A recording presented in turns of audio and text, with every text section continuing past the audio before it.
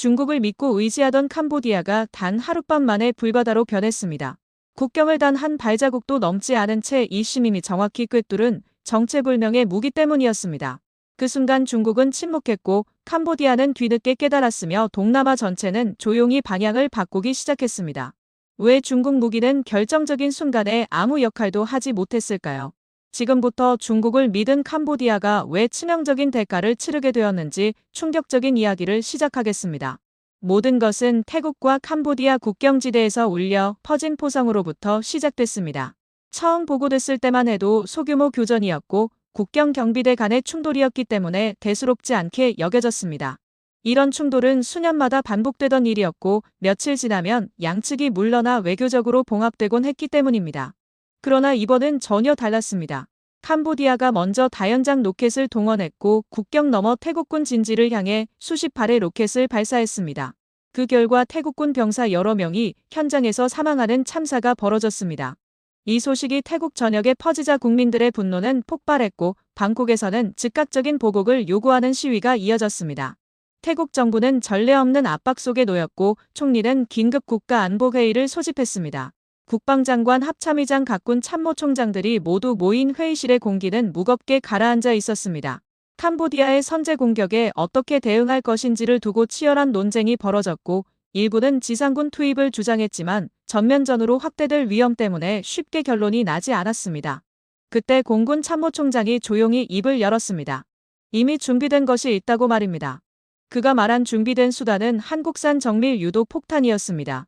태국 공군은 2022년 이 무기를 한국에서 도입했고 수량은 많지 않았지만 조종사들은 그 성능을 정확히 이해하고 있었습니다. 이유는 간단했습니다. 지난 2년간 한국기술진과 함께 집중적인 훈련을 받았기 때문입니다. 한국은 무기만 판매한 것이 아니라 기술 이전과 운용 교육까지 포함된 패키지를 제공했고 그 덕분에 태국 조종사들은 이 무기를 자신의 신체처럼 자유롭게 다룰 수 있는 수준에 이르러 있었습니다. 태국 정부는 결단을 내렸고 공습을 승인했습니다. 여기서 중요한 사실이 하나 있습니다. 캄보디아 역시 태국의 반격을 예상하고 있었고 중국에서 들여온 방공 시스템을 국경 일대에 촘촘히 배치해둔 상태였습니다. 레이더와 대공포를 갖춘 방공망은 국경에서 최소 4명 km 이상을 커버하고 있었고 캄보디아 군부는 극도의 자신감에 차 있었습니다.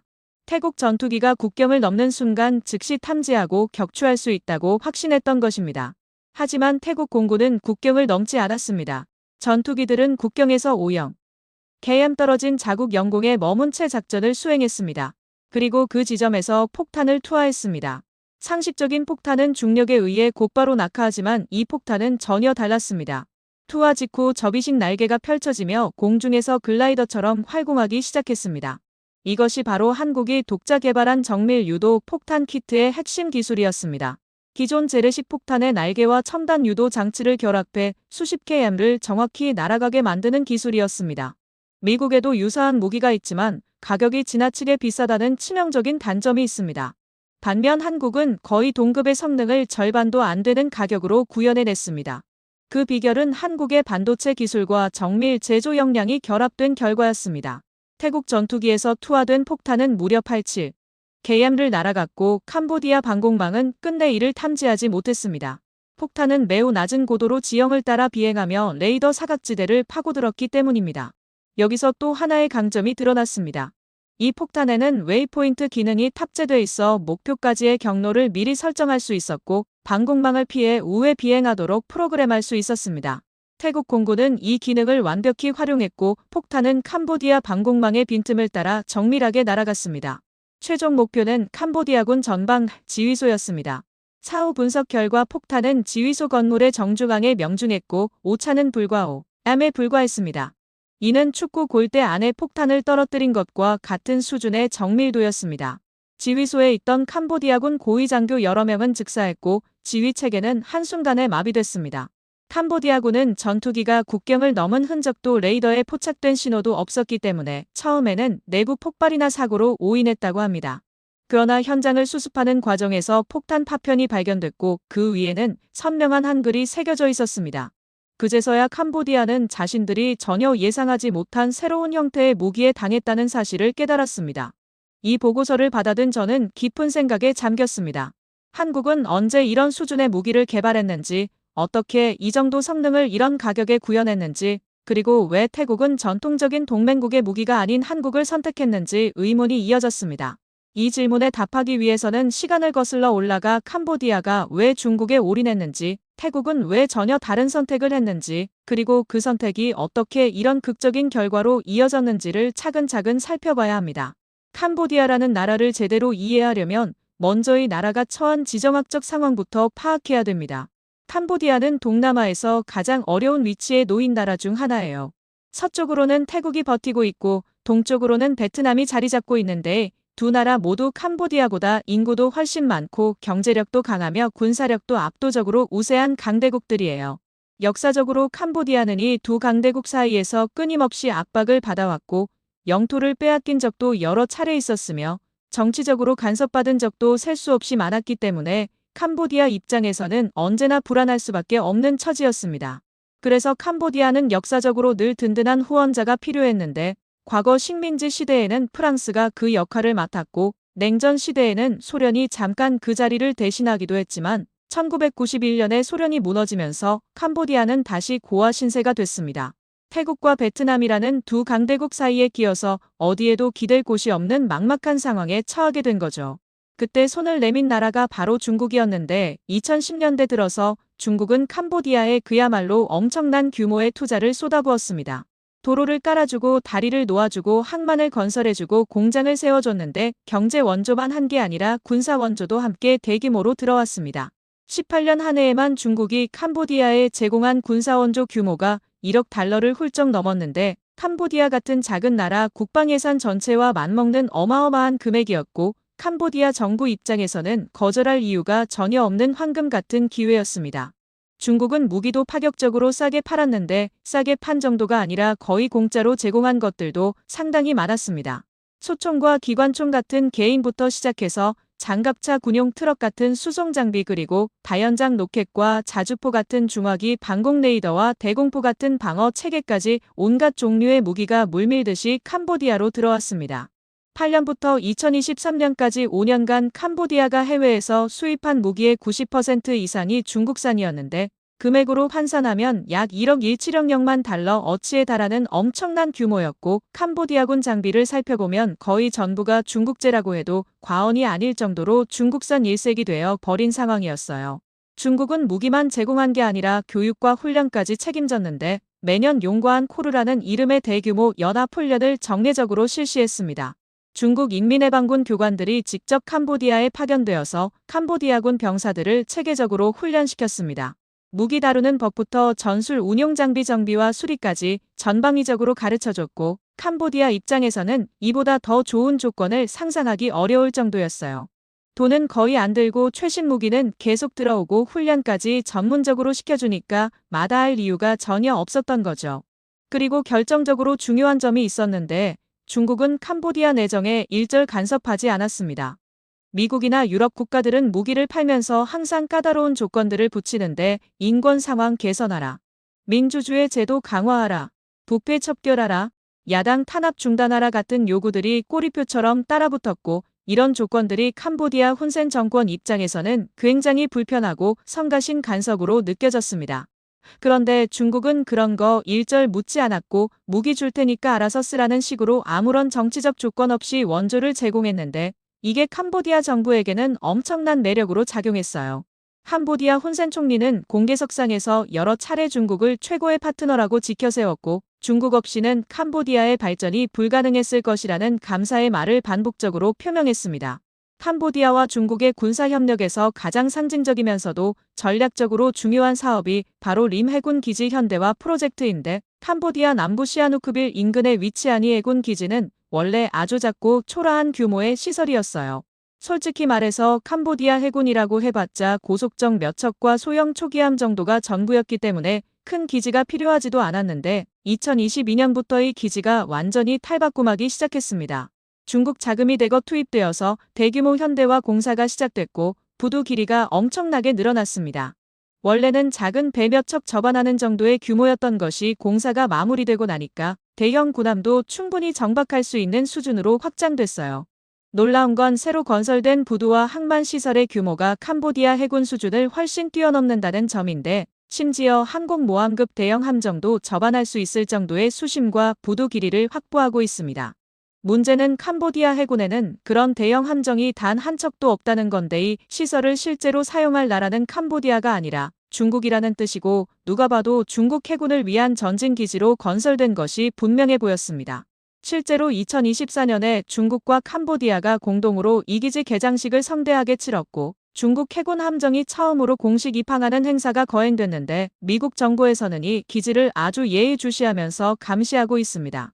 왜냐하면 이 기지가 중국 해군이 남중국해와 태국만 일대에서 상시적으로 활동할 수 있는 핵심 전진 기지가 될 가능성이 높기 때문인데, 중국 입장에서 캄보디아는 단순한 우방국 수준을 넘어서 엄청난 전략적 가치를 지닌 나라입니다. 캄보디아를 통하면 말라카 해협을 거치지 않고도 태국만과 인도양 방면으로 진출할 수 있는 새로운 루트가 열립니다. 이건 중국 해군의 오랜 수건이었던 말라카 딜레마를 부분적으로 해소할 수 있는 전략적 돌파구예요. 냉정하게 말해서 중국은 캄보디아에 투자한 게 아니라 캄보디아라는 나라 자체를 전략적으로 매수한 것이나 다름없습니다. 자, 여기서 잠깐 생각해 봐야 할 부분이 있는데, 캄보디아가 중국에 이렇게까지 깊이 의존하게 된 것이 과연 잘못된 선택이었느냐는 질문을 던져볼 수 있어요. 솔직히 캄보디아 입장에서 당시 상황을 따져보면 달리 선택할 수 있는 대안이 별로 없었는데, 미국은 캄보디아 정부를 좋아하지 않았고 인권 문제와 민주주의 후퇴 문제로 끊임없이 비판했으며 무기 판매도 극도로 꺼렸습니다. 유럽 국가들도 마찬가지 입장이었고, 태국과 베트남은 역사적으로 잠재적 적국이나 마찬가지였기 때문에 손잡는다는 건 애초에 상상하기 어려운 일이었어요. 결국 중국만이 캄보디아에 무조건적인 지원을 아낌없이 제공할 의사가 있었고, 캄보디아 정부는 그 손을 잡을 수밖에 없었던 거죠. 그래서 캄보디아는 중국에 올인하는 전략을 택했는데, 군사적으로, 경제적으로, 외교적으로, 전방위적으로 중국의 기대는 방향으로 국가 전략을 수립했고, 2025년 초까지만 해도 이 전략은 상당히 성공적으로 보였습니다. 캄보디아군의 장비 수준은 10년 전과 비교하면 눈에 띄게 향상되어 있었습니다. 중국제 다연장 로켓 시스템이 배치되어 있었고, 자주포 부대가 창설되었으며 방공 레이더망이 구축되어 있었습니다. 캄보디아 군부는 상당한 자신감에 차 있었고, 이제 태국이나 베트남이 함부로 캄보디아를 건드리지 못할 것이라고 확신했습니다. 중국이라는 거대한 후원자가 뒤에서 버티고 있으니 누가 감히 캄보디아를 위협할 수 있겠느냐는 생각이었는데, 그 자신감에는 한 가지 치명적인 맹점이 숨어 있었습니다. 그건 바로 중국 무기가 실제로 성능이 좋은지 아무도 제대로 검증해 본 적이 없다는 사실이었습니다. 중국산 무기는 가격이 확실히 저렴하고 물량 공세가 가능하다는 장점이 있지만, 정작 실전에서 어떤 성능을 발휘하는지는 언제나 물음표로 남아 있었어요. 중국이 최근 수십 년간 대규모 전쟁을 직접 치러본 경험이 없기 때문에 무기의 실전 성능을 입증할 기회가 없었던 거예요.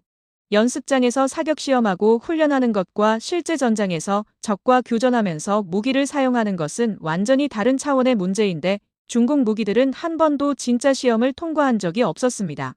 반면에 한국 무기는 달랐습니다. 한국은 북한과 70년 넘게 대치하면서 실전에 준하는 긴장 상태를 유지해왔고, 무기 개발 과정에서도 실전 운용을 최우선으로 고려했어요. 그리고 결정적으로 2022년 우크라이나 전쟁이 터지면서 한국산 무기들이 실전에서 검증받을 기회가 생겼는데, 한국이 우크라이나와 폴란드에 대량으로 수출한 자주포와 탄약이 실제 전장에서 뛰어난 성능을 입증하면서 한국 방산의 명성이 급상승한 거죠. 캄보디아 군부는 이런 차이를 간과했고, 중국 무기를 맹신한 채로 2025년 7월에 위기를 맞이하게 됐는데, 그들이 그토록 신뢰했던 중국제 방공망이 한국산 정밀 유도폭탄 앞에서 얼마나 무력하게 뚫렸는지는 이미 앞에서 말씀드린 대로입니다. 그런데 여기서 이야기가 끝난 게 아니에요. 캄보디아가 공습을 당하고 지휘소가 초토화된 직후 중국은 어떻게 대응했을까요? 베이징의 반응은 예상과 완전히 달랐는데, 그 이중적인 행보를 알게 되면 중국이라는 나라가 어떤 파트너인지 확실히 이해하게 될 겁니다. 태국은 캄보디아와 완전히 다른 길을 걸어왔는데, 이 나라는 동남아에서 유일하게 서구 열강의 식민 지배를 받지 않은 독립국이었고, 냉전 시대에는 미국의 핵심 동맹국으로서 베트남전 당시 미군 기지를 제공하기도 했으며, 지금까지도 미국과 긴밀한 군사 협력 관계를 유지하고 있습니다.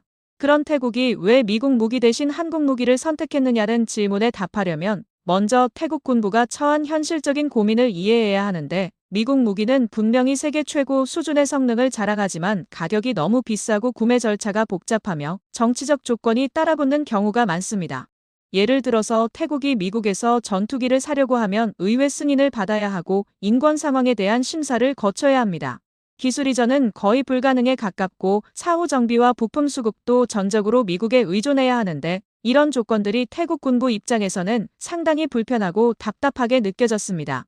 게다가 2014년 태국에서 군사 쿠데타가 발생한 이후로 미국과의 관계가 다소원해졌는데, 미국 정부는 쿠데타를 비판하면서 군사협력의 일부를 축소했고, 태국 군부는 이런 상황에서 미국에만 의존하는 것이 위험하다는 판단을 내리게 됐어요. 그렇다고 중국으로 갈 수는 없었는데, 태국은 역사적으로 중국과 복잡한 관계를 가지고 있었고, 무엇보다 캄보디아가 중국에 종속되어 가는 모습을 바로 옆에서 지켜보면서 그게 얼마나 위험한 선택인지 잘 알고 있었습니다. 중국 무기를 대량으로 도입하면 군사적으로도 정치적으로도 중국에 끌려가게 된다는 걸 캄보디아 사례를 통해 생생하게 목격한 거죠. 바로 그 시점에 한국이 대안으로 떠올랐는데, 한국 방산은 2010년대 후반부터 동남아 시장에서 급격히 존재감을 키워가고 있었고, 인도네시아에 잠수함과 전투기를 수출했어요. 필리핀에는 호위함과 경공격기를 팔았고, 말레이시아와도 다양한 협력을 진행하고 있었습니다. 태국 군부가 한국 무기에 관심을 가지게 된 결정적인 계기가 있었는데, 그건 바로 2022년 우크라이나 전쟁이었어요. 러시아가 우크라이나를 침공한 이후 전 세계 무기 시장에 엄청난 지각 변동이 일어났습니다. 러시아산 무기의 신뢰도가 바닥으로 추락했고, 서방 국가들은 자국 무기 재고를 우크라이나에 지원하느라 수출 여력이 줄어들었습니다. 그 틈을 타서 한국 방산이 폭발적으로 성장한 거죠. 폴란드가 한국에서 1천억 달러 규모의 무기를 주문했다는 뉴스가 전 세계를 놀라게 했고, 한국산 자주포와 다연장 로켓이 실전에서 뛰어난 성능을 발휘한다는 평가가 나오면서 한국 무기에 대한 국제적 신뢰가 급상승했습니다. 태국 군부는 이 상황을 예의주시하고 있었는데, 한국 무기가 가진 장점이 태국의 필요와 정확히 맞아떨어진다는 걸 깨달았어요.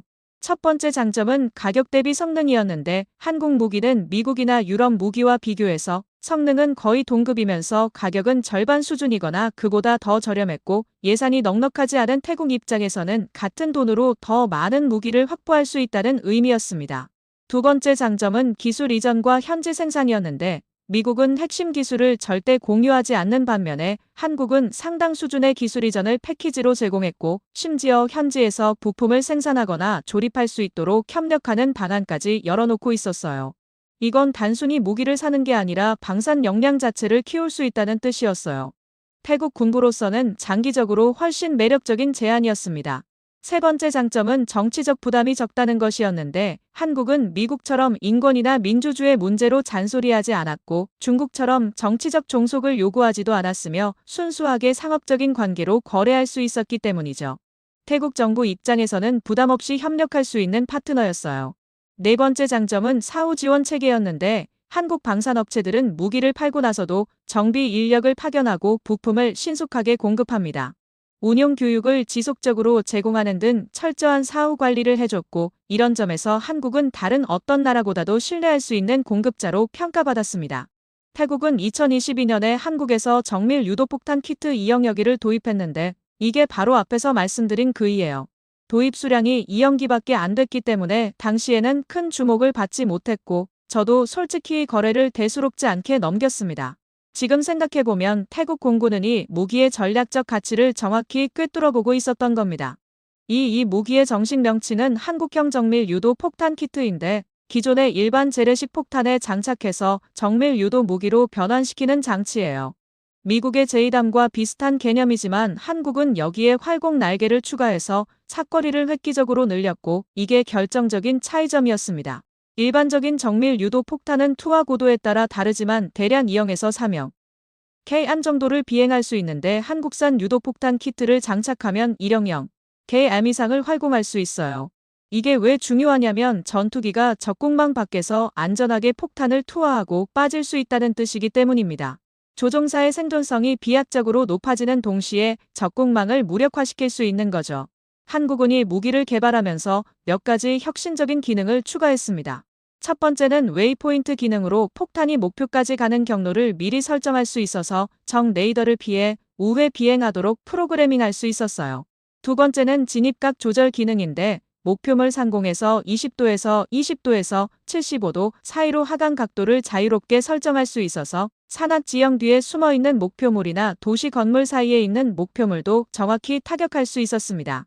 세 번째는 전천 후 운용 능력인데 GPS와 관성법을 결합한 복합 유도 방식을 채택해서 주간이든 야간이든 악천 후 상황에서든 정밀 타격이 가능했고 명중 정밀도는 근거리에서 원형 공산차음 M 최대 사거리에서도 13.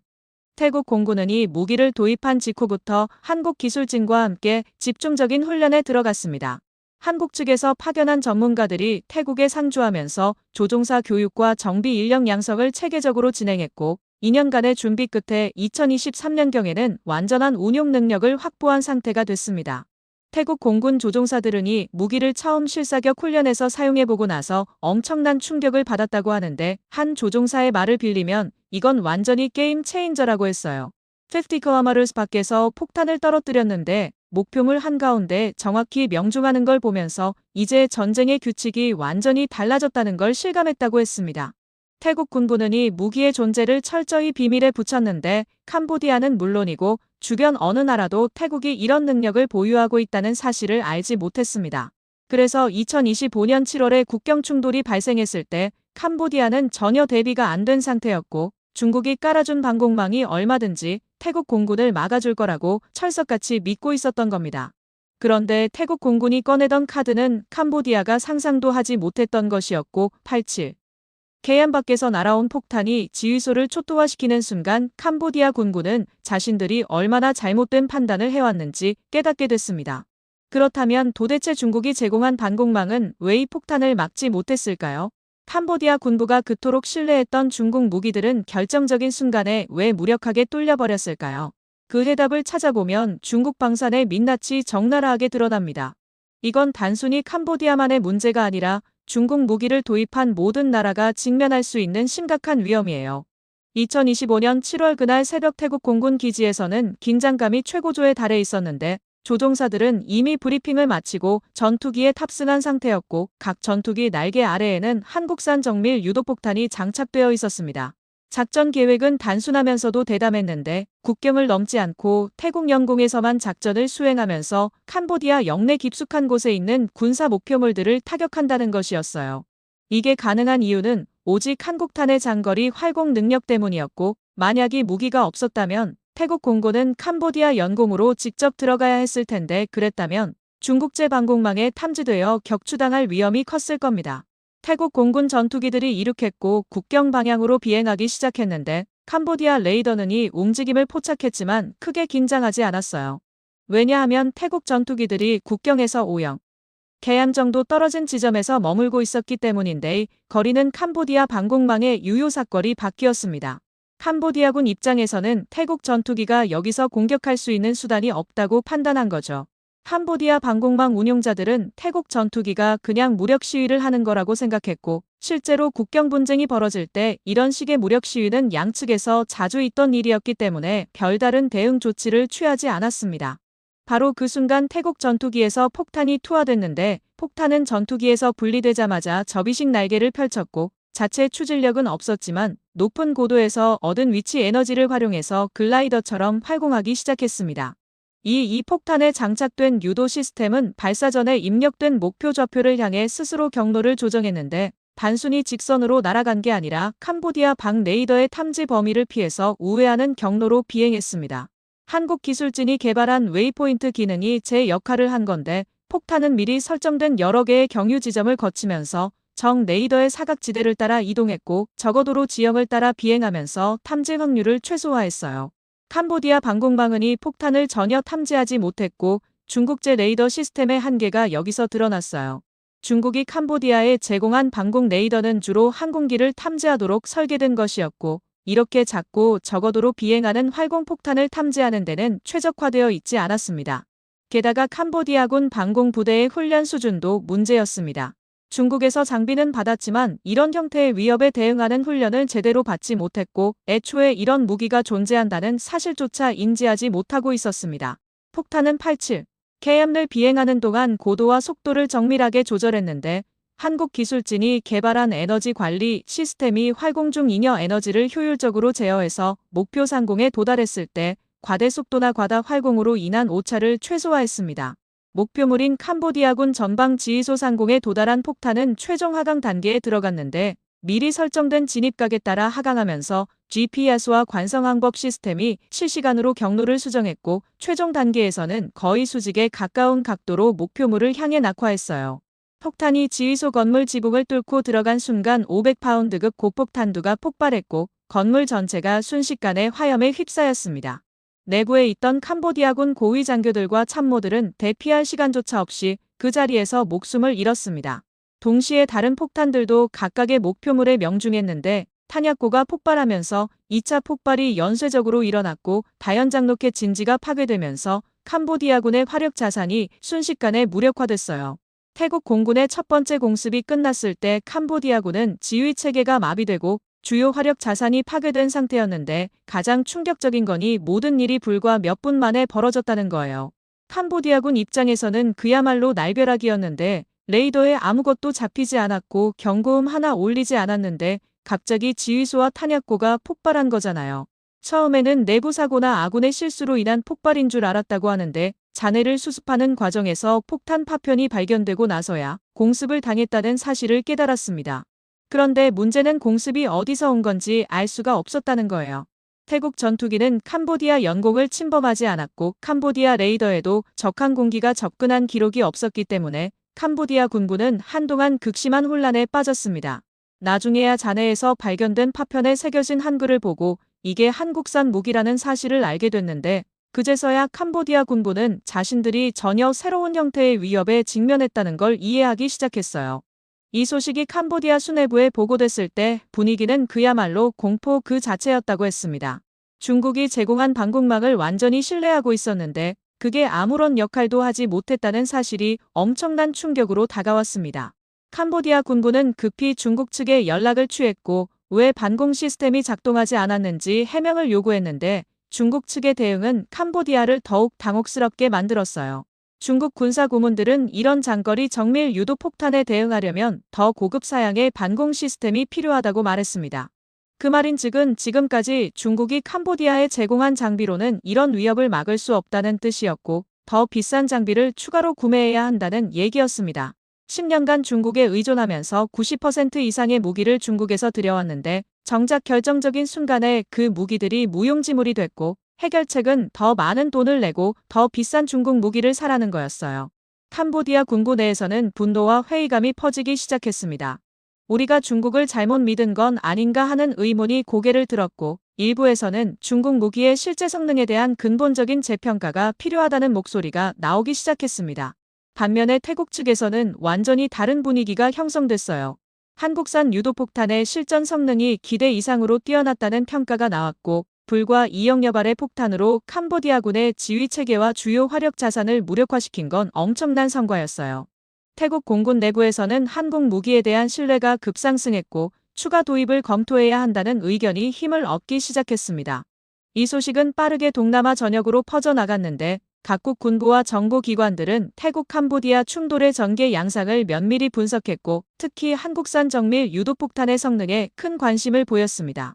인도네시아, 필리핀, 말레이시아, 베트남 같은 나라들이 한국 방산업체에 문의를 보내기 시작했는데 그들이 물어본 건 단 한 가지였습니다. 태국이 사용한 그 무기 우리도 살 수 있느냐는 거였어요. 이건 단순한 무기 거래를 넘어서 동남아 전체의 군사 균형에 영향을 미칠 수 있는 사안이었는데 한국이 만든 하나의 무기가 이 지역의 판도를 근본적으로 바꾸기 시작한 거죠. 그런데 이 상황에서 가장 복잡한 입장에 처한 건 바로 한국이었어요. 한국 정부는 태국에 무기를 팔았을 뿐이고 태국이 그 무기를 어디에 어떻게 사용하는지는 태국의 결정이었지만 캄보디아에서는 다르게 받아들이고 있었습니다.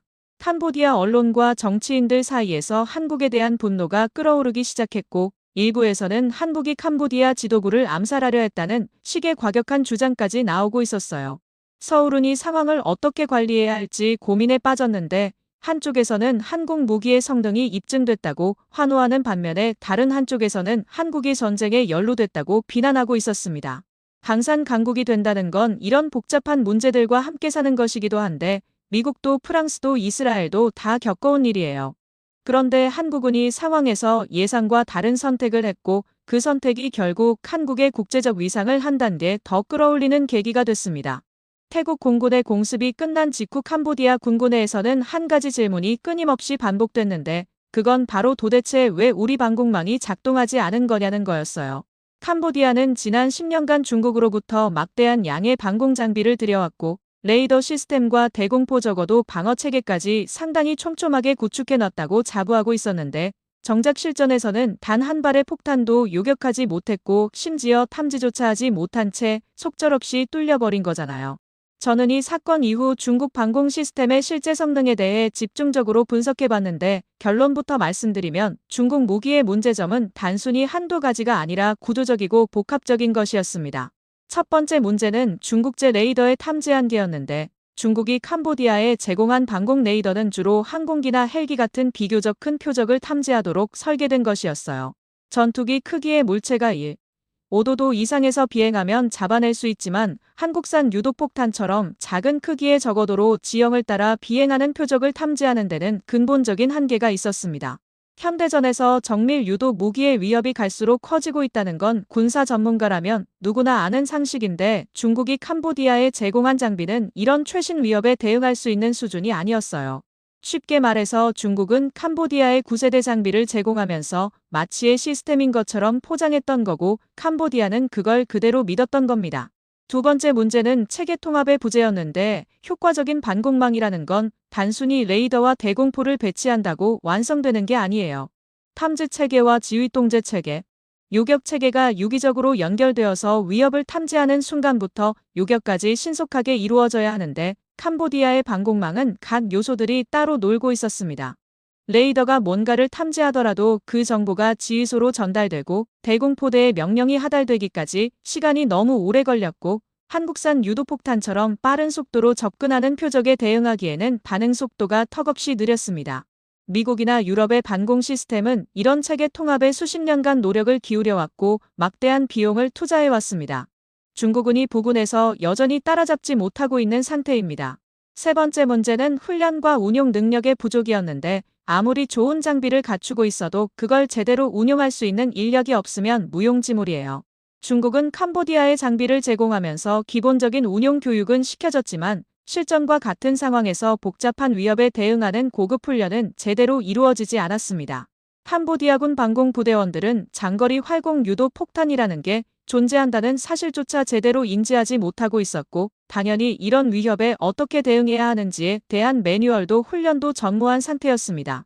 중국 측 군사 고문들이 상주하면서 기술 지원을 한다고 했지만 정작 결정적인 순간에 그들이 할 수 있는 건 아무것도 없었습니다. 네 번째 문제는 가장 근본적인 것이었는데 바로 중국 무기의 실전 검증 부재입니다. 무기의 진짜 성능은 실전에서만 확인할 수 있는 건데 중국은 1979년 베트남과의 국경 전쟁 이후로 대규모 실전을 경험한 적이 없습니다. 그러니까 중국이 만드는 무기들은 전부 실험실과 시험장에서만 테스트된 것이고 실제 전장에서 적과 싸우면서 검증된 적이 단 한 번도 없는 거예요. 반면에 한국 무기는 달랐는데 한국은 70년 넘게 북한과 대치하면서 실전에 준하는 긴장 상태를 유지해왔고 2022년 우크라이나 전쟁을 통해 한국산 자주포와 탄약이 실제 전장에서 뛰어난 성능을 입증했습니다. 미국 무기는 말할 것도 없이 걸프전, 이라크전, 아프전 등 수많은 실전을 통해 검증됐고 유럽 무기들도 나토 동맹국들이 참여한 각종 작전에서 실전 경험을 쌓아왔어요. 중국만 이런 실전 검증 과정을 거치지 않은 채로 무기를 수출하고 있었고 캄보디아는 그 검증되지 않은 무기를 믿고 국가 안보를 맡긴 거였습니다. 저는 이 분석 결과를 보면서 씁쓸한 기분이 들었는데 왜냐하면 캄보디아가 겪은 일은 충분히 예견 가능한 것이었기 때문이에요. 군사 전문가들 사이에서는 중국 무기의 실제 성능에 대한 의문이 계속 제기돼 왔고 특히 정밀 타격 무기와 첨단 방공 체계 분야에서 중국이 서방이나 심지어 한국보다 뒤처져 있다는 평가가 많았습니다. 그런데 캄보디아는 이런 경고를 무시했거나 아예 듣지 못했고 중국이 제공하는 값싼 무기와 무조건적인 지원에 현혹되어서 10년간 중국에 올인하는 선택을 한 거예요. 그 대가는 새벽에 처참하게 치러졌고 지휘소가 초토화되고 고위 장교들이 목숨을 잃은 뒤에야 캄보디아는 자신들의 선택이 얼마나 위험했는지 깨닫게 됐습니다. 그런데 여기서 이야기가 끝이 아니에요. 캄보디아가 공습을 당하고 절체절명의 위기에 빠졌을 때 중국은 어떻게 반응했을까요? 과연 중국은 10년간 지원해온 우방국을 위해 발벗고 나섰을까요? 베이징의 행보를 분석해보면 중국이라는 나라가 어떤 파트너인지 적나라하게 드러나는데 솔직히 저도 이 부분을 조사하면서 상당히 놀랐습니다. 태국 공군의 공습으로 캄보디아군이 큰 타격을 입은 직후 국제사회의 이목이 베이징으로 쏠렸는데 모두가 궁금해했던 건 중국이 자신의 가장 충실한 동남아 우방국을 위해 어떤 행동을 할 것이냐는 거였어요. 중국 외교부는 신속하게 성명을 발표했는데 그 내용은 예상과 조금 달랐습니다. 중국은 태국과 캄보디아 양측의 즉각적인 휴전을 촉구하면서 대화와 협상을 통한 평화적 해결을 강조했고 중국이 중재자 역할을 할 용의가 있다고 밝혔어요. 언뜻 보면 책임감 있는 강대국의 자세처럼 보였는데 문제는 그 이면에서 벌어지고 있는 일이었습니다. 태국 정보당국이 입수한 문건에 따르면 중국 공군 수송기들이 공습이 있기 직전과 직후에 캄보디아로 긴급 비행을 했는데 그 수송기에 실린 화물은 다연 장록행용 탄약과 자주포 포탄 그리고 각종 군수물자였어요. 중국은 한쪽에서는 평화와 휴전을 외치면서 다른 한쪽에서는 캄보디아의 전쟁 물자를 실어 나르고 있었던 겁니다. 저는 이 정보를 처음 접했을 때 솔직히 놀라지 않았습니다. 왜냐하면 이건 강대국들이 흔히 쓰는 이중 플레이의 전형적인 사례이기 때문이에요.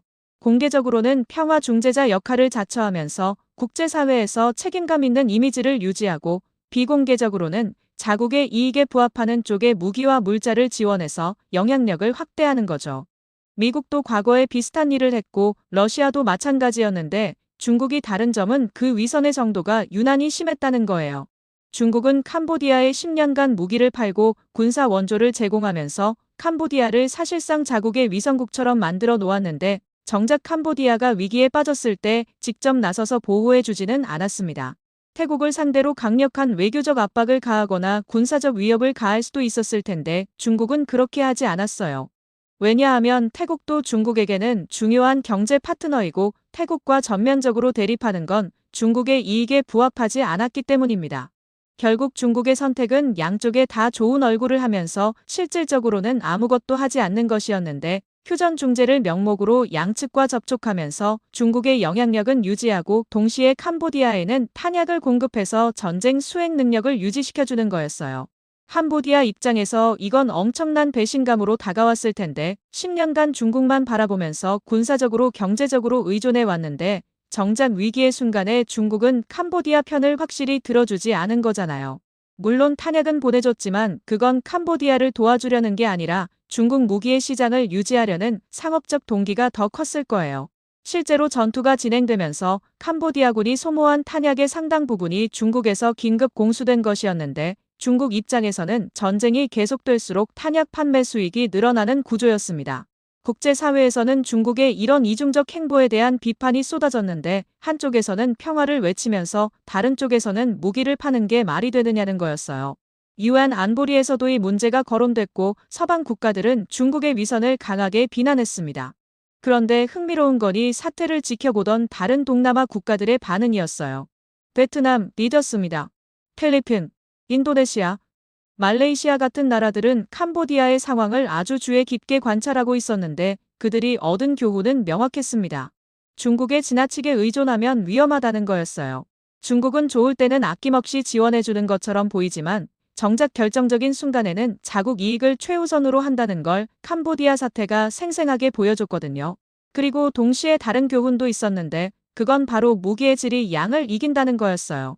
캄보디아는 10년간 엄청난 양의 중국 무기를 축적했지만 태국이 보유한 한국산 정밀 유도폭탄 200여 발의 속수무책으로 당했습니다. 값싼 무기를 많이 사는 것보다 검증된 고성능 무기를 소량이라도 확보하는 게 실전에서는 훨씬 효과적이라는 걸 이번 사태가 증명한 거예요. 이런 교훈들이 동남아 각국의 국방 정책에 영향을 미치기 시작했는데 특히 한국 방산에 대한 관심이 급격히 높아졌습니다. 베트남은 원래 러시아 무기에 크게 의존해 왔는데 우크라이나 전쟁으로 러시아 무기의 신뢰도가 떨어진 데다가 이번 사태로 중국 무기의 한계까지 드러나면서 대안을 찾기 시작했고 그 대안으로 한국이 급부상한 거예요. 필리핀은 이미 한국에서 호위함과 경공격기를 도입한 바 있는데 이번 사태 이후 추가 도입을 적극 검토하기 시작했습니다. 인도네시아도 한국과의 방산 협력을 더욱 강화하겠다는 의사를 밝혔고 말레이시아에서도 한국 무기에 대한 문의가 쇄도했어요. 저는 이 상황을 보면서 한국 방산의 위상이 정말 달라졌다는 걸 실감했는데 불과 10년 전만 해도 한국은 동남아 무기 시장에서 변방의 신흥 공급자에 불과했어요.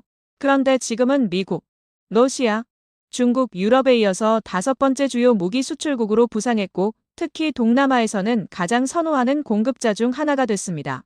태국 캄보디아 충돌은 한국 방산의 실전 성능을 전 세계에 알리는 계기가 됐습니다. 아이러니하게도 한국군이 전쟁에 직접 참여한 게 아니라 그냥 무기를 판 것뿐이었어요. 그런데 바로 그 무기가 전쟁의 향방을 결정했고 그 결과를 전 세계가 목격한 겁니다. 그런데 이 상황이 한국에게 마냥 좋은 것만은 아니었습니다. 왜냐하면 캄보디아에서는 한국에 대한 분노가 들끓고 있었기 때문인데 캄보디아 국민들 입장에서는 자기 나라 군인들이 한국산 폭탄에 목숨을 잃은 거잖아요. 그들에게 한국은 더 이상 한류와 삼성의 나라가 아니라 자기 나라를 공격한 무기를 만든 나라가 돼 버린 거예요.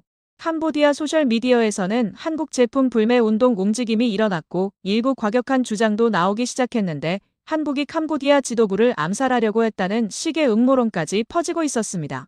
서울은 이 상황을 심각하게 받아들였고 외교부가 긴급하게 대응에 나섰는데 한국 정부는 공식 성명을 통해 몇 가지 중요한 점을 분명히 했어요. 첫째, 한국은 태국에 무기를 합법적으로 수출한 것이며 국제법과 국내법을 철저히 준수했다는 점. 둘째, 수출된 무기가 어떻게 사용되는지는 구매국의 결정이며 한국 정부가 통제할 수 있는 범위가 아니라는 점. 셋째, 캄보디아 언론에서 제기된 일부 주장들. 특히 한국이 캄보디아 지도부 암살을 시도했다는 주장은 전혀 사실이 아니라는 점을 명확히 했습니다. 한국 외교부는 캄보디아 정부와 직접 소통 채널을 열었고 오해를 해소하기 위한 노력을 기울였는데 동시에 태국과의 관계도 관리해야 했기 때문에 매우 조심스러운 줄타기를 해야 했어요. 이건 방산 강국이라면 피할 수 없는 숙명 같은 것인데 무기를 수출한다는 건 단순히 돈을 버는 게 아니라 복잡한 국제 정치의 한가운데 서게 되는 것이기 때문이에요. 미국도 이런 딜레마를 수없이 겪어왔고 프랑스도 이스라엘도 마찬가지였는데 이제 한국도 그 대열에 합류하게 된 겁니다. 그런데 한국이 다른 나라들과 조금 달랐던 점이 있습니다. 한국 정부는 이 위기를 단순히 넘기려고만 하지 않고 오히려 기회로 활용하려는 움직임을 보였어요. 한국은 태국 캄보디아 분쟁의 평화적 해결을 위해 적극적으로 외교적 노력을 기울이겠다고 선언했고 중재자 역할을 자처한 건 아니지만 양측과의 관계를 활용해서 긴장 완화에 기여하겠다는 의사를 밝혔습니다. 이건 중국이 했던 위선적인 이중 플레이와는 차원이 다른 접근이었는데 한국은 무기를 팔면서 동시에 전쟁을 부추기는 게 아니라 분쟁 해결에도 건설적인 역할을 하겠다는 자세를 보여준 거예요. 물론 이게 순수한 선의에서 나온 것만은 아니었을 거예요. 한국도 국익을 계산하는 나라이고 동남아에서의 영향력을 확대하려는 전략적 목표가 분명히 있었을 겁니다. 하지만 적어도 중국처럼 한쪽에서는 평화를 외치면서 다른 쪽에서는 탄약을 실어 나르는 식의 노골적인 이중 플레이는 하지 않았고 그런 점에서 국제사회의 평가는 한국에게 훨씬 우호적이었어요. 이 사태를 지켜보면서 저는 한 가지 확실히 깨달은 게 있습니다. 그건 바로 21세기 무기 시장에서 신뢰라는 게 얼마나 중요한가 하는 거예요. 무기를 사는 나라 입장에서는 단순히 성능과 가격만 보는 게 아니라 공급국이 어떤 파트너인지를 본다는 거죠. 위기 상황에서 믿을 수 있는 파트너인지 정치적 압박독으로 무기 공급을 활용하지는 않는지 사후 지원은 확실한지 같은 것들이 구매 결정에 큰 영향을 미치는데 이번 사태에서 중국은 신뢰할 수 없는 파트너라는 이미지를 확실히 얻었고 한국은 반대로 신뢰도를 높이는 결과를 가져왔습니다. 동남아 각국이 한국 방산에 관심을 보이는 건 단순히 무기 성능 때문만이 아니에요. 한국이 중국이나 러시아와 달리 정치적 종속을 요구하지 않고 미국과 달리 까다로운 조건을 붙이지 않으며 합리적인 가격에 검증된 무기를 제공하면서도 기술전과 현지 생산까지 열어주는 매력적인 파트너이기 때문입니다. 이런 한국의 강점을 전 세계에 알리는 계기가 됐는데 아이러니하게도 그 계기가 된 건 한국이 의도한 바가 아니라 태국 캄보디아 간의 전쟁이었어요. 전쟁이라는 비극 속에서 한국 방산의 가치가 증명된 건데 이걸 어떻게 받아들여야 할지는 복잡한 문제입니다. 하지만 한 가지 분명한 거니 사태 이후 동남아의 군사 지형이 확실히 달라지기 시작했다는 거예요. 충돌이 터진 직후 서울에서는 긴급회의가 연이어 소집됐는데 외교부와 국방부 그리고 방위사업청 관계자들이 한자리에 모여서 이 상황을 어떻게 관리할 것인지 머리를 맞대야 했어요. 표면적으로 보면 한국은 이 분쟁과 직접적인 관련이 없었고 단지 태국에 합법적으로 무기를 수출했을 뿐인데 문제는 그 무기가 너무나 효과적으로 작동해서 전쟁의 향방 자체를 바꾸어 버렸다는 거였습니다. 한국산 정밀 유독폭탄이 캄보디아군 지휘소를 초토화시키고 고위 장교들이 사망했다는 소식이 전해지자 캄보디아 현지에서는 한국에 대한 분노가 들끓기 시작했는데 푸놈펜 거리에서는 한국 기업 간판에 페인트가 뿌려지는 일이 벌어졌고 소셜미디어에서는 한국 제품 불매 운동을 촉구하는 게시물이 빠르게 확산됐어요. 캄보디아 언론들은 연일 한국을 비난하는 기사를 쏟아냈는데 일부 매체에서는 한국이 태국과 공모해서 캄보디아 지도부를 암살하려 했다는 식의 자극적인 주장까지 내놓았고 이런 주장이 사실 여부와 관계없이 캄보디아 국민들 사이에서 빠르게 퍼져나갔습니다. 한국 외교부는 즉각 대응에 나섰는데 주 캄보디아 한국 대사관을 통해 캄보디아 정부와 긴급 소통 채널을 열었고 외교부 대변인이 공식 브리핑을 통해 몇 가지 중요한 점을 분명히 밝혔어요. 첫째, 한국의 방산 수출은 국제규범과 국내 법령을 철저히 준수해서 이루어지며 태국에 대한 무기 수출은 모든 절차를 적법하게 거친 합법적인 거래였다는 점을 강조했습니다. 둘째, 수출된 무기가 어떤 목적으로 어떻게 사용되는지는 전적으로 구매국인 태국의 결정 사항이며 한국 정부가 태국의 군사작전에 관여하거나 지시한 바 없다는 점을 명확히 했어요. 셋째, 캄보디아 일부 언론에서 제기된 주장들, 특히 한국이 캄보디아 지도부 암살을 시도했다거나 한국산 경공격기가 투입됐다는 등의 내용은 전혀 사실이 아니며 이런 허위 정보의 확산에 대해 깊은 우려를 표명한다고 밝혔습니다. 한국 정부의 이런 대응은 매우 신중하고 계산된 것이었는데 한쪽으로 치우치지 않으면서도 한국의 입장을 분명히 전달하려는 의도가 담겨 있었어요. 태국과의 관계를 손상시키지 않으면서도 캄보디아의 분노를 완화시켜야 하는 어려운 줄타기를 해야 했고 동시에 국제사회에 한국이 책임감 있는 방산 수출국이라는 이미지를 유지해야 했습니다. 그런데 한국 정부가 단순히 방어적인 대응에만 그치지 않았다는 점이 중요한데 외교부는 태국 캄보디아 분쟁의 평화적 해결을 위한 국제사회의 노력에 한국도 적극 동참하겠다는 의사를 밝혔어요. 직접적인 중재자 역할을 자처한 건 아니었지만 양측과의 외교 관계를 활용해서 긴장 완화에 기여할 수 있는 방안을 모색하겠다는 입장이었습니다.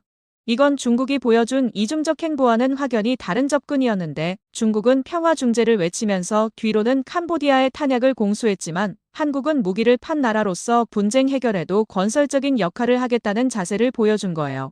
물론 한국의 이런 태도가 순수한 이타심에서 나온 것만은 아니었을 텐데 동남아에서 한국의 영향력을 확대하고 방산 수출국으로서의 신뢰도를 높이려는 전략적 계산이 분명히 있었을 거예요. 하지만 중요한 건 결과였고 국제사회는 한국의 이런 접근을 긍정적으로 평가했습니다. 한국 국내에서는 이 사태를 둘러싸고 다양한 반응이 나왔는데 일부에서는 한국산 무기의 성능이 실전에서 입증됐다며 자부심을 표출했고 방산업계에서는 이번 사태가 한국 무기의 우수성을 전 세계에 알리는 계기가 됐다며 반색했어요. 동남아뿐만 아니라 중동과 동유럽에서도 한국산 정밀 유도 무기에 관심을 보이는 나라들이 늘어났습니다. 하지만 다른 한편에서는 우려의 목소리도 있었습니다. 한국이 만든 무기가 실제로 사람을 죽이고 전쟁에 사용됐다는 사실이 불편하게 느껴지는 사람들도 적지 않았어요. 특히 캄보디아 민간인 피해 소식이 전해지면서 한국 무기가 간접적으로 남아 민간인 피해에 기여했을 수 있다는 지적이 나왔고 방산 수출의 윤리적 측면에 대한 논쟁이 다시 불붙기도 했습니다. 저는 이 논쟁을 지켜보면서 방산 강국이 된다는 게 어떤 의미인지 새삼 생각하게 됐습니다. 무기를 만들고 파는 건 단순히 돈을 버는 사업이 아니라 국제정치의 한복판에서는 것이고 때로는 자국이 원하지 않는 분쟁의 이름이 오르내리는 것이기도 해요. 미국은 수십 년간 이런 딜레마를 겪어왔고 미국산 무기가 사용된 분쟁 때마다 국제사회의 비판에 직면해왔는데 이제 한국도 그런 위거치에 올라선 거예요. 프랑스가 중동에 무기를 팔고 독일이 잠수함을 수출하고 이스라엘이 드론을 판매할 때마다 비슷한 논쟁이 벌어집니다. 방산 강국이라면 피할 수 없는 숙명 같은 것이고 한국은 이제 그 숙명을 받아들여야 하는 단계에 접어든 겁니다. 그런데 한국이 이 상황에서 보여준 대응은 상당히 성숙한 것이었다고 평가할 수 있는데 한쪽으로 치우치지 않으면서 국제법과 원칙을 간조했고 동시에 분쟁 해결을 위한 건설적 역할도 모색했어요. 무기를 판 책임을 회피하지 않으면서도 과도한 책임을 떠안지도 않는 균형 잡힌 접근이었고, 이런 자세가 장기적으로 한국 방산의 신뢰도를 높이는 데 기여할 거라는 평가가 나왔습니다. 캄보디아와의 관계는 시간이 필요한 문제였는데 당장의 분노가 가라앉더라도 한국산 무기에 자국 군인들이 목숨을 잃었다는 사실은 캄보디아 국민들의 기억에 오래 남을 수밖에 없어요.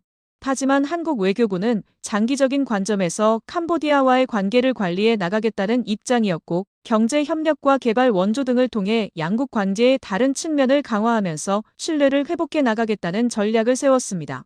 한국이 위기를 어떻게 관리하느냐는 단순히 캄보디아와의 관계만의 문제가 아니었는데 전 세계가 지켜보고 있었고, 특히 한국산 무기를 도입했거나 도입을 검토하고 있는 나라들이 한국의 대응을 예의주시하고 있었어요. 한국이 위기 상황에서 책임감 있게 행동하는 나라인지 아니면 무기만 팔고 뒤실은 나 몰라라 하는 나라인지를 보고 있었던 거죠. 결과적으로 한국군이 시험을 무난히 통과했다는 평가를 받았는데, 물론 완벽하지는 않았지만 적어도 국제사회가 기대하는 수준의 책임감 있는 대응을 보여줬고, 이게 향후 한국 방산의 해외 진출에 긍정적인 영향을 미칠 거라는 전망이 나왔습니다. 그런데 이 사태의 진짜 승자는 누구였을까요? 표면적으로 보면 태국이 전장에서 승리했고 한국 방산이 실전에서 성능을 입증했으니 태국과 한국이 승자처럼 보일 수 있어요. 하지만 더 넓은 시야에서 보면 이 사태의 진짜 의미는 다른 곳에 있었는데, 그건 바로 동남아 전체의 군사 지형이 근본적으로 달라지기 시작했다는 거예요. 국제사회의 압력과 양측의 피로감이 겹치면서 더 이상 전쟁을 지속할 명분도 여력도 없어진 거였어요. 하지만 이 짧은 충돌이 남긴 파장은 엄청났고, 동남아 전역의 국방 정책과 무기 도입 전략에 근본적인 변화를 가져오는 계기가 됐습니다. 가장 먼저 움직인 건 베트남이었는데, 베트남은 역사적으로 러시아 무기에 크게 의존해온 나라였어요. 냉전 시대부터 소련의 지원을 받았고, 소련 붕괴 이후에도 러시아와의 군사협력을 유지하면서 전투기, 잠수함, 미사일 등 주요 무기 체계를 러시아에서 도입해왔습니다. 그런데 2022년 우크라이나 전쟁이 터지면서 러시아 무기의 신뢰도에 심각한 의문이 제기됐는데, 러시아군이 우크라이나에서 고전하는 모습을 보면서 러시아 무기가 정말 선전대로의 성능을 발휘하는지 의심이 커진 거예요. 거기에 더해서 러시아가 전쟁에 몰두하느라 무기 수출과 부품 공급에 차질이 생기면서 베트남은 대안을 찾아야 하는 상황에 놓였는데, 바로 그 시점에 태국 캄보디아 충돌이 터졌고 베트남 군부는 이 사태를 아주 면밀하게 분석했습니다. 베트남이 얻은 교훈은 두 가지였습니다. 첫째는 중국 무기에 의존하면 안 된다는 거였어요. 캄보디아가 10년간 중국에 올인했다가 결정적인 순간에 어떻게 됐는지 생생하게 목격했으니까요. 베트남은 원래 중국과 역사적으로 복잡한 관계를 가지고 있어서 중국 무기를 도입할 생각은 애초에 없었지만 이번 사태로 그 판단이 더욱 확고해진 거예요. 둘째 교훈은 한국 무기가 실전에서 검증됐다는 거였는데, 한국산 정밀 유도폭탄이 87km를 날아가서 목표물을 정확히 타격하는 걸 보면서 베트남 군부는 한국 방산의 기술력을 새롭게 평가하기 시작했습니다. 특히 관심을 보인 분야가 자주포와 정밀 유도무기였어요. 한국의 K9 자주포는 이미 폴란드에서 대량 주문을 받았고 여러 나라에서 운용 중인 검증된 무기였는데, 베트남은 노후화된 구소련제 자주포를 대체할 무기로 K9를 진지하게 검토하기 시작했습니다. 필리핀도 빠르게 움직이기 시작했습니다. 필리핀은 이미 한국으로부터 호위함과 경공격기를 도입한 경험이 있었고 한국 방산과의 협력이 어떤 의미인지 잘 알고 있었습니다. 이번 사태 이후 필리핀 국방부는 한국과의 방산 협력을 더욱 확대하겠다는 분명한 방침을 세웠습니다. 특히 남중국해에서 중국과 지속적으로 마찰을 겪고 있는 상황에서 장거리 정밀 타격 능력이 얼마나 중요한지 절실히 깨닫게 된 것입니다. 필리핀 군 관계자가 비공식 자리에서 남긴 말이 인상 깊었습니다. 태국이 스모발로 해낸 일을 우리도 할 수 있어야 한다는 말이었습니다. 그 한마디에는 중국과의 잠재적 충돌을 억제할 수 있는 힘을 갖추지 않으면 안 된다는 절박함과 그 해답이 한국 무기에 있다는 기대가 담겨 있었습니다. 인도네시아 역시 강한 관심을 보였습니다. 인도네시아는 동남아 최대의 영토와 인구를 가진 국가로서 지역 강국의 위상을 유지하기 위해 군사력 현대화가 필수적이었습니다. 이미 한국과 KF-21 전투기 공동 개발을 진행 중이던 인도네시아는 이번 사건 이후 한국과의 방산 협력을 더욱 강화하겠다는 의지를 공개적으로 밝혔습니다. 인도네시아 국방장관이 한국을 자국의 핵심 방산 파트너라고 언급한 장면은 불과 몇 년 전만 해도 상상하기 어려운 변화였습니다. 말레이시아 역시 한국 방산에 공식적인 문의를 보냈고 태국의 오랜 경쟁국인 미얀마에서도 관심을 보였다는 소식이 전해졌습니다. 미얀마는 국제 제재로 인해 실제 수출 가능성은 낮았지만 그만큼 한국 무기에 대한 관심이 동남아 전역으로 확산됐다는 상징적인 신호였습니다. 이 흐름을 지켜보며 저는 동남아 무기 시장의 판도가 확실히 바뀌고 있음을 느꼈습니다. 과거 이 지역을 러시아와 중국이 가격 경쟁력을 앞세워 시장을 장악했고 미국과 유럽은 고가 시장에서 제한적인 영향력을 유지하고 있었습니다. 한국은 그 틈새에서 조심스럽게 존재감을 키우는 신흥 공급자에 불과했습니다. 하지만 이제 상황은 완전히 달라졌습니다. 러시아는 전쟁으로 신뢰를 잃었고 중국은 캄보디아 사태로 무기 성능에 대한 의문이 증폭됐으며 미국과 유럽은 여전히 가격과 정치적 조건이라는 장벽을 넘지 못하고 있습니다. 그 사이에서 한국은 가장 현실적이고 매력적인 대안으로 떠올랐습니다. 한국 무기는 서방 수준의 성능을 훨씬 낮은 가격에 제공하고 기술 이전과 현지 생산까지 열어주며 정치적 조건도 거의 붙이지 않습니다. 무엇보다 실전에서 성능이 검증됐습니다. 동남아 국가들의 시선에서 한국보다 더 나은 선택지를 찾기 어려워진 이유입니다. 저는 지난 수십 년간 아시아 군사 정세를 분석해왔지만 이처럼 빠른 시장 재편은 처음 봅니다. 보통 무기 시장의 판도 변화에는 수십 년이 걸립니다. 그러나 한국은 불과 몇 년 만에 동남아 방산 시장의 핵심 공급자로 부상했고 이번 사건은 그 결정적인 전환점이 됐습니다. 물론 이 변화가 한국에 마냥 긍정적인 것만은 아닙니다. 무기를 많이 수출할수록 국제정치의 복잡한 갈등 속으로 더 깊이 들어가게 되고 분쟁이 발생할 때마다 한국의 이름이 거론될 수밖에 없습니다. 반감이 생길 수도 있고 민간인 피해가 발생하면 윤리적 비판에도 직면하게 됩니다. 그러나 이것은 방산 강국이라면 피할 수 없는 숙명이며 미국과 프랑스, 이스라엘이 이미 수십 년 동안 겪어온 길이기도 합니다. 한국은 이제 그 대열에 합류했고 그에 따른 책임과 부담을 함께 짊어지게 됐습니다. 이제 다시 처음의 질문으로 돌아가고 싶습니다. 누구를 믿느냐가 국가의 운명을 가른다는 점입니다. 캄보디아는 중국을 선택했고 지난 수년간 무기의 대부분을 중국에 의존하며 안보를 맡겼습니다. 그 결과 중국 무기는 결정적인 순간에 제 역할을 하지 못했고 중국은 위기에 빠진 우방을 확실히 지켜주지 않았습니다. 반면 태국은 한국을 선택했습니다. 한국산 정밀 유도 폭탄을 도입한 뒤 오랜 시간 훈련과 준비를 거쳤고 결정적인 순간 그 선택은 전장의 흐름을 바꿨습니다. 한국은 무기만 판매한 것이 아니라 기술 이전과 운용 교육까지 제공하며 태국이 스스로 방위 역량을 갖추도록 도왔습니다. 결국 중국 무기가 막지 못한 상황을 한국산 20발이 해결했습니다. 이는 단순한 무기 성능의 차이가 아니라 파트너의 차이였습니다. 중국은 캄보디아를 영향력 확대의 수단으로 바라봤지만 한국은 태국을 동등한 파트너로 대했습니다. 이 차이는 전장에서 명확히 드러났고 동남아 전체가 그 교훈을 목격했습니다. 이제 이 지역의 군사 지형은 분명히 달라지고 있습니다. 중국에 대한 의존을 줄이려는 움직임이 가속화됐고 한국과 같은 신뢰할 수 있는 파트너를 찾으려는 노력이 확산되고 있습니다. 저는 오랜 시간 여러 국가의 흥망을 지켜보며 한 가지 사실을 확신하게 됐습니다. 국가의 미래를 결정하는 것은 결국 선택입니다. 어떤 동맹을 맺고 어떤 무기를 선택하며 누구를 믿느냐가 쌓여 국가의 운명을 만듭니다. 캄보디아는 중국을 선택했고 그 대가를 치렀습니다. 태국은 한국을 선택했고 그 선택은 결실을 맺었습니다.